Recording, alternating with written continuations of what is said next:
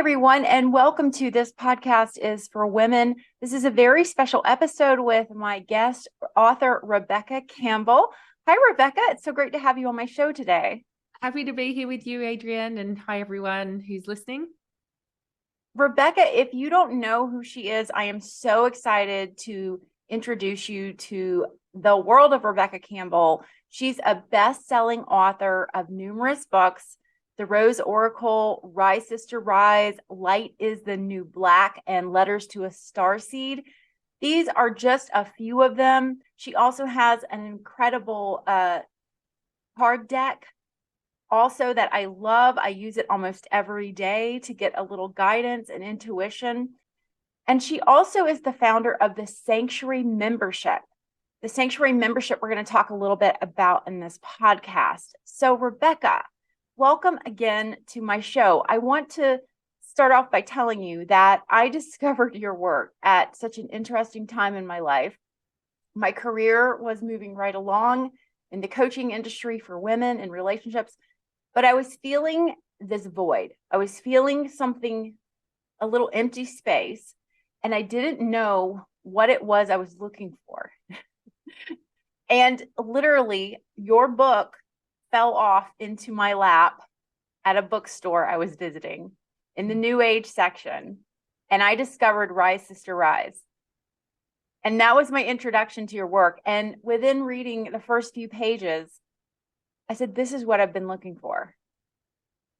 This is the message I've been seeking.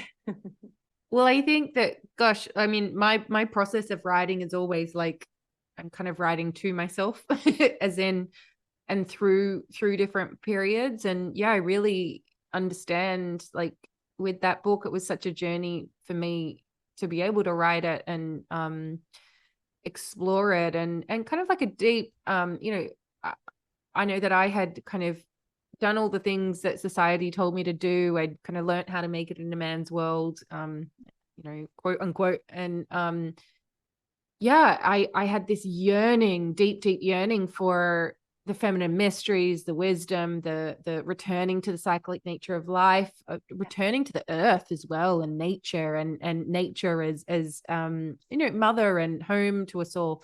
And I couldn't quite put it into words. And so, yeah, the writing of that book was definitely like a huge process in kind of like uncovering what like I felt like we should innately know. And maybe we do deep down, but it was definitely not something I was taught. When I'm like, why didn't we get taught this, Yes. Who would have taught it to us, and how? Yeah, exactly. Mm. For my listeners who aren't familiar with your work, tell us, if you can, just a little bit about what inspires you. I know the unfolding of the rose is an inspiration and how you discovered that, but what inspired you to take this path in life and write, as you said, to yourself and get more in touch with this energy and source that we have? Well, I think my whole life I kind of had this like longing or yearning or call within me that like, there's something I came here to do, and I wanted to like devote my life to something, like some purpose. But I didn't really know what it was. I knew it was something creative, but I was always fascinated by the big questions like life and death and birth and the journey of the soul. What even is the soul? Like what happens to that part of us that's there when we take our first breath and exhale our last. I think as a young girl, I experienced a few big life experiences where it made me look at those big questions. Yes. And yeah, I began just as a passion project, really just exploring the journey of the soul and living into the big questions. But it was always a passion of mine. I never saw it like as a career. I was a writer and a creative in corporate world, really, like in advertising. And then I became a creative director. And so creativity was always a big part of it. But it was like I had these two separate worlds or two separate lives I was living. It was like the creative side and the career side, and then the inner world of intuition. And yeah, it wasn't until my early 30s that all of a sudden I'm just like, this life that I've consciously created just doesn't feel like it's mine. And, yes. I at the time I I wasn't married. I didn't have kids. And so I had this window. I could see this window, and not that you have to not have kids and not be married to have a window. But for me, there was this knowing that it's like, I have to do it now. And yeah. And so that's when I began, incorporating those two worlds back together. And I started writing each day in the Rose Garden at Regent's Park in London. It was just part of my daily practice. And I'd go there, and just I knew that nature and the beauty of nature lit me up. I knew that it helped me like sink more into my feminine, more into my intuition. And that's when I started receiving the writing, which turned into my first book, and then second, and yeah, and little by little, by showing up every day, yeah, I'd always received the vision of writing books and doing that type of work, but I couldn't work out like how to kind of get there. And so it was that daily showing up each day, that kind of little by little it grows. I'm sure you've had that experience yourself as well. Well, I was just nodding my head with everything you were saying, because my career was unfolding. I was moving in a direction that felt right. But again, I was feeling just there was something missing. It was almost like having a recipe and you're missing a certain amount of spices or salt. And the chemistry in my life just felt off. And nature has always been very important to me. And I realized, I'm in this career where I'm teaching women how to balance masculine and feminine energy and a neutral energy to create a wonderful relationship with their masculine energy partner, who, by the way, can also be in his feminine energy at times and needs to be. And what was missing from my work was getting in touch with what was really important to me in regards of nature and finding my voice in nature. And I'm an avid gardener. I subscribe to all the British gardening shows, and I'm so deep in it. I was like, why hasn't this been part of my work? And that weekend, my husband went out and we took my camera and we filmed all sorts of new videos and photographs of me in nature. And I started to bring it into my work, specifically in relation to the ocean and just how the ocean has just everything, but also then nothing. And there's just this ebb and flow and this place of peace, but also turbulence. And my message just got really clear. So whenever I meet a woman who knows she has something more to give, and she's not exactly sure how to get in touch with it, I always direct her to your books. And I will say, sometimes they come to me and say, I started reading Rebecca and I didn't get it. Like, it was almost like it's in a different language. Put it down, wait a little while, come back to it, because the message will begin to speak to you in a different way. And also, you have a wonderful newsletter. I'm going to have the links below. Your newsletter, also very intuitive, right on time. I've learned so many wonderful things, such as just the speaking to an object in nature and connecting with it and finding that voice, and how this just really slows you down and gets you into the feminine. So what's your inspiration when it comes to helping women connect and find their voice, feel their presence here on earth? What really is your inspiration?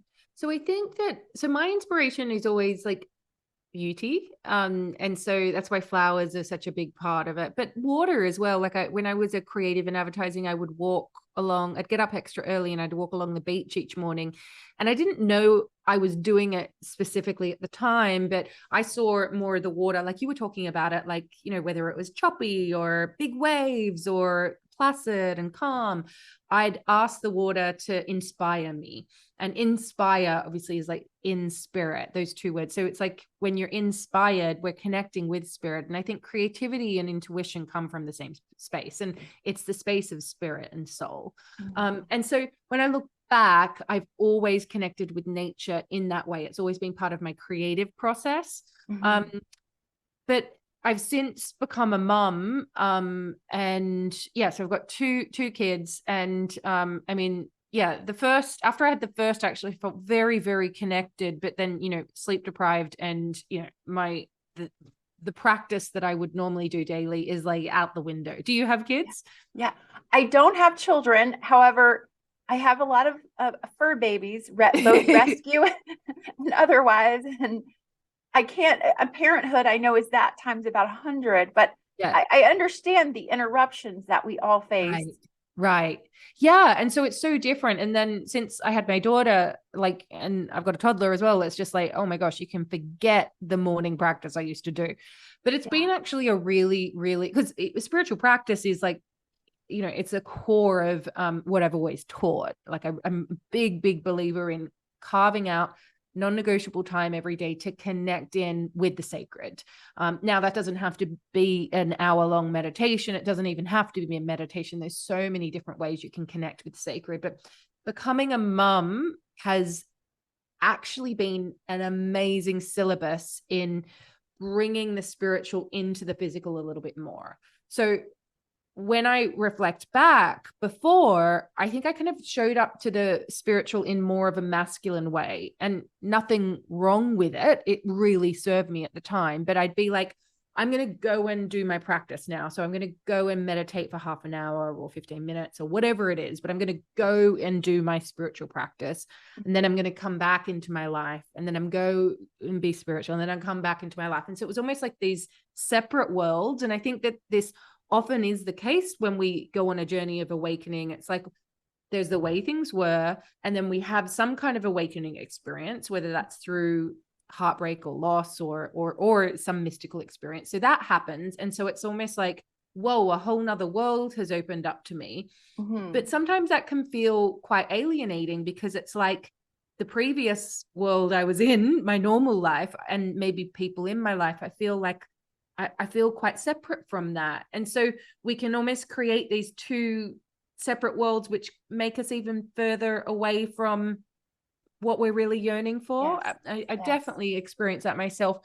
And through going and doing my spiritual practice, I really built up some spiritual resilience and strength in being able to connect in really easily. But then when I became a mom, it just was not possible for me to wake up in the morning and do half an hour meditation and journaling and whatever. Right. Because every morning I was being woken up by a crying baby, like, and all through the night. And yeah, I was going to sleep instead of do spiritual practice. Like I might do yoga nidra because that would replenish me. But so I was like, I need to find a way to integrate this even more. And I think this is such a feminine thing, and you don't have to be a mum for this, but I think this is, and we all have the feminine. I know this podcast is for women, but the feminine and masculine exists within all of us. Yeah. So I'm sure I'm preaching to the choir here, but I really believe that. So what I began doing was I was like, okay, instead of being like, oh, I can't get to my practice, I can't get to doing this stuff for myself, it's like, how can I use this as an invitation to like weave the worlds a little bit more back together? So for example, when my son, I'd be like breastfeeding my son, or so I'd be like rocking him like in a rocking chair or whatever, and I would imagine then myself, like if you imagine sometimes there is like the visual of like the great mother or the goddess or God or whatever you believe in, kind of like cradling you. So you're like the child. Yeah. And so as I was rocking my son, I imagined myself being rocked by the great mother myself. Nice. And so and as I felt the weight of him in my arms, I was like, okay, I'm going to put my weight into the gravity of the earth and allow myself to be held by something. I don't know exactly what it is, but I'm going to surrender into that a little bit more. I'd also like, as he was crying and I'd be trying to get him to sleep, I'd like, the best way to learn to sing is to have a baby. And so I'd begin chanting to him. And so I would bring my chanting practice into the physical with him. And then now, same thing, we'll go for a walk and we like, let's pick some flowers from the garden to bring back and create an altar with our wishes for the week. And so it's just finding ways to bring it more into the physical, more into the everyday, rather than it having to be this separate thing that we're doing. I love that you're mentioning that, because this year for me started off with my podcast where I felt like I was stuck in this I need a morning routine. I need a nighttime routine. I need my journaling practice. I need my meditation practice. Oh, and then there's yoga, and then there's the gym, and then, Oh, and so it's overwhelming. exactly. And you really are talking about looking for something every day that you can Mm. connect to your feminine energy, slow down, feel that connection, and not resist what's happening around you in the moment, which is you have a beautiful growing child in your arms. We can't deny that this is exactly where you are. Right. We are where we Yeah. are. And so it's like, even just during my pregnancy, I so my number one practice, and creative practice as well, is walking in nature. It's what resources me the most. It's where I get all my creative ideas from. But during my pregnancy, I had this really bad pelvic pain. And so I couldn't walk. I literally couldn't walk very far. Like, it really, really, really hurt. And so I was like, oh my gosh, like, this is like, I was really frustrated and angry, and I'm like, I just want to be in nature more. But it made me reconnect to what was happening within me at the time, which was nature. And so it was like, no, look at the nature that is right here. Uh-huh. And same thing with I've had some complications postpartum, and so I have to do these specific exercises every morning, which, oh my gosh, it's so not my style. Like, I'm definitely like, I would, yeah, I do enjoy moving my body, but like, it's become like, it's my number one priority. Every morning I got to do these particular exercises, and I was resenting it at first, and then I'm like, no, this is the practice for you now. And so I think this can happen. When I look back on my journey, definitely when I first started really committing to showing up to some kind of practice, it really served me to pick a particular practice, which at the time was a meditation, which was about 10 minutes long. I would show up to it every single day without fail. And I chose like 10 minutes, no more than 10 minutes. At some stages, I've had like less because 10 minutes was not possible. But no matter what, I'd show up every day. And I think that consistency is such a powerful thing. Yes. And then there's been, then the gears shifted, and I needed more replenishment. And so I started a practice called earth pulsing, which is essentially laying with your back flat on the earth. Imagine your heart opening, and you're basically being held by the earth and resourced by the earth. It's so good. I've got a free version of that, and a few different practices, 7 different practices. It's a thing called Discover Your Spiritual Practice. It's rebeccacampbell.me/practice, and you get 7 different days of spiritual practice. So if you want to explore what it is, we'll send you the link. But that meditation in particular is, I think it's like day 3 or day 4. And so I did that for probably about 2.5 years, and then I shifted gears, and it was chanting, and then I shifted gears, and now it's these exercises, and I do a bit of journaling after. But I do believe that knowing what your practice is going to be for a period of time is super, super helpful, because otherwise it's like, if you're just kind of going, oh, what am I going to do today? You tend to kind of go, it's like going to the gym, right? Or exercising, moving your body. If you're like, am I going to do yoga today, or am I going to go to the pool, or am I going to do this? And then by the time you figure out what you're going to do, you can't get into the pool, and I think it really helps to have the consistency. Yes. But I think as we change, our practice is likely to change too. And I'm a big believer in honoring that. Like, when I began that earth pulsing practice, it's a meditation that just like came to me from an urge that I had. And at the beginning, I started feeling a bit bad, because I'm like, oh, I feel really lazy, because all I want to do is lie on the earth, and that's it. And that's just like lying on the sand at the beach, Totally. what I Sounds need. wonderful. Yeah, exactly. And so we always know what we need. And honoring that, I think, is important. It doesn't have to be hard work.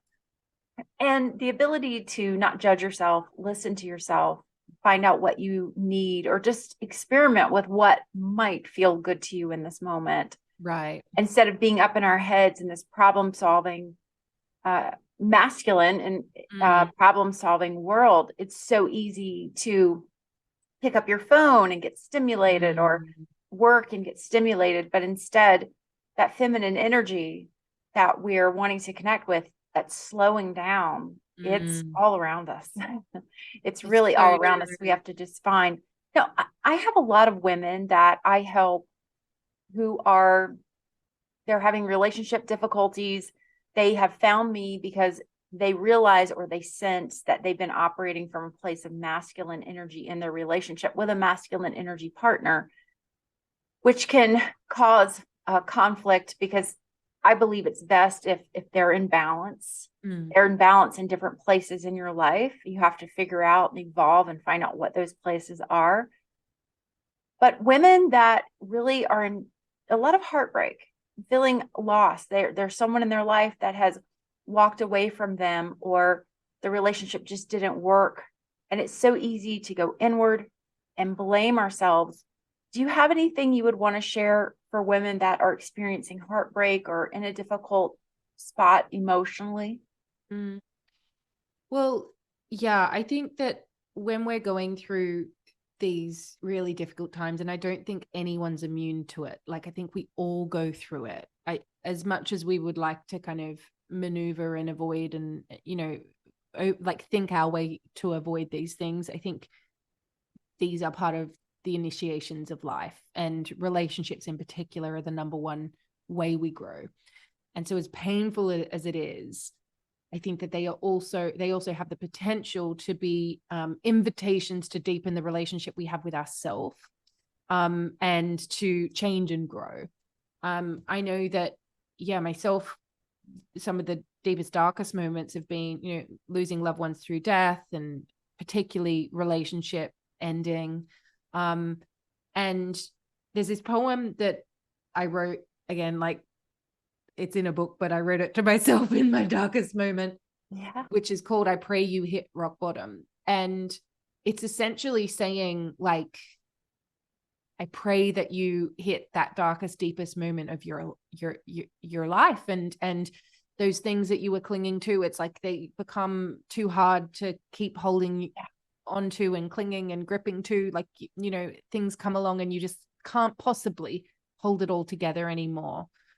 Because in those moments, if we can gather up the courage to surrender and just kind of be like, oh my gosh, I'm here, like this. Mm-hmm. And in many cases, it's like, this is worst case scenario for me. Yes. But when we are at the rock bottom, when we are at those dark moments, in my experience, sometimes it's only a tiny, tiny little glimmer.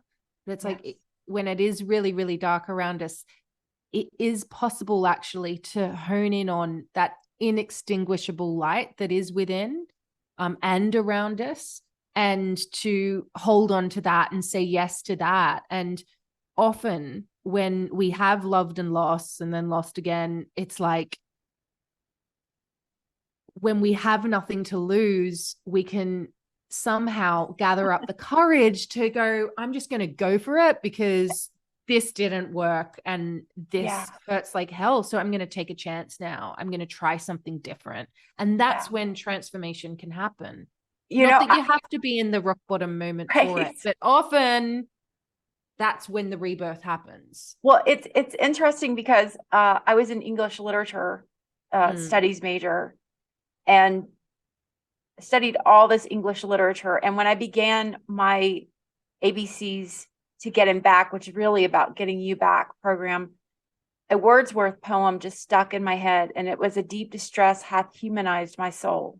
And it is through those deep distresses that you're speaking of. They humanize us. They get us connected to something deeper, more meaningful, that we wouldn't otherwise have connected with. And so often it's the thing that you're reaching. So you're reaching and grasping for, that's becomes unhealthy for you, or it's not what you need anymore. And it's that acceptance that I'm at this place. I want this. I want my happiness back. And in a lot of ways, the brain is so simple and the spirit is so complicated.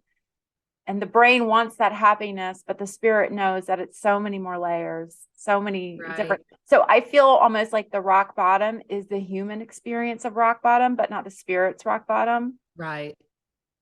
So I think that that'll really resonate with a lot of women, because the spirit is eternal and it's with you always. It's got everything you need in that moment. It's just about connecting and finding that that resource. That's really well Totally. put.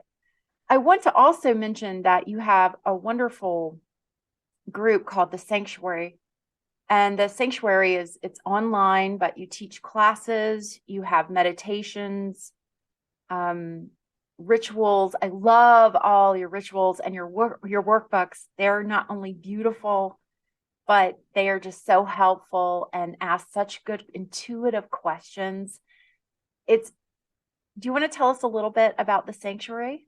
Yeah, sure. So it's basically it's a community, but it's also like a hub. So you go there anytime you want to do your spiritual practice, be connected to your soul, inspired. So there's classes, workbooks, journaling, rituals. We also do a live sacred circle as well, and it's just such a beautiful community of mainly women, but there are men as well. Um, from all over the world. And so many of them have like connected up in real life as well, which is really, really, really lovely. We actually had a story the other day where two women were they'd met up and they'd been connected for several years and felt so connected. And they actually found out that when they both did their ancestry, they're related. They're like Oh my second gosh. cousins. Oh my Yeah, gosh. I know. And they'd both been doing this work on the female line, like specifically. I was just like, Wow. oh my God. Wow. Isn't That's that an amazing? amazing Other sides story. of the country.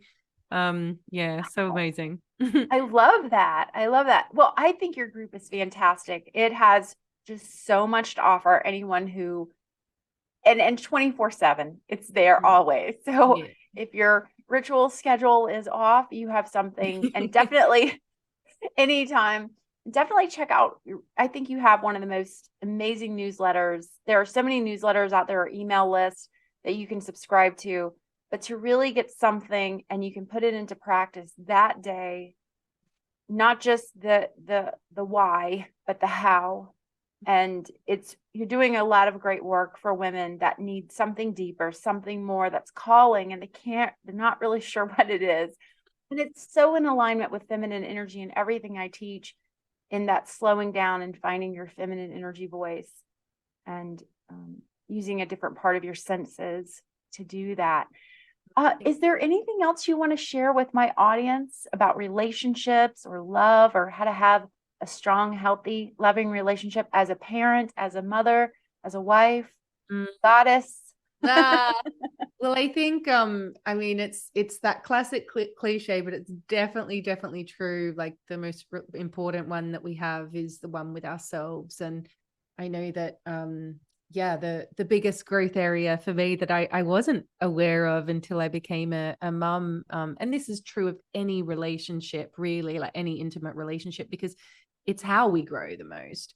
Mhm. Is that so often like with your kids and your partner, and it's like they're mirroring back to us that thing that maybe there's like this part of us from when we were younger, particularly with kids. Like I know with my son at that age, I didn't know there was things from that age that had wanted to be healed. And so yeah, using those moments of like triggering or big emotions as like invitations to be like, Yeah. what do I need in this moment, rather than just like being the defensive. I think Yes. looking at relationships is the number one way we grow, and how can we ultimately kind of tend to the child within, yeah, be the mothers to ourselves.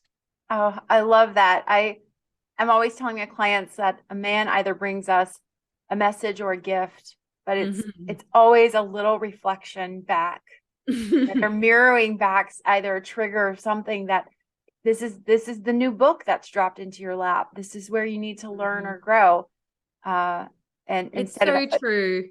And then just, and then it's possible to have those relationships. I know when my husband and I, we shifted gears after we got married into realizing that, oh, we got into, I think it's called imago therapy, and they've got this ethos of like conflict equals growth. And so yeah, now him and I are like, whoa, when we come up to something, it's like, no, the conflict can be good. I mean, I'm obviously not talking physical or anything like that, but yeah. And if with that joint mind of like, how can we stay in this even though we don't want to, right. there is also an opportunity for growth, but obviously you need two parties willing to do that. Yeah. And I've found with you're right. Everyone has to be down to do the work. That's a very important part. And much like going outside and just lying on the ground and you're just receiving it, for me, I believe with masculine energy, it that conflict happens. It's just so much easier to just lie back and receive and just let go of any type of control or expectation and Mm, see what your partner can do or see, mm, how the message will be received. mm-hmm, Well, you're doing mm. amazing work. This planet is definitely much better place because of you. You're bringing a wonderful message to a lot of women, and opening their hearts to a brand new place that I am. I hate to think that so many women have lived lifetimes and not known about this connection and felt how beautiful it can be. So thank you for coming on my podcast today and sharing your message with us. Thank you. Bless you. Thank you so much for having me. And yeah, I think we're all beginning to remember, right? Yes, beginning to remember. All right, everyone, please check out the links below. Learn more about Rebecca Campbell, her amazing books, her sanctuary, her online uh, sacred group, her community. And she has so much to offer at her website. I will have all of those links below. Rebecca, thank you so much again for being on my podcast. Thank you so much, Adrienne. Bye, everyone.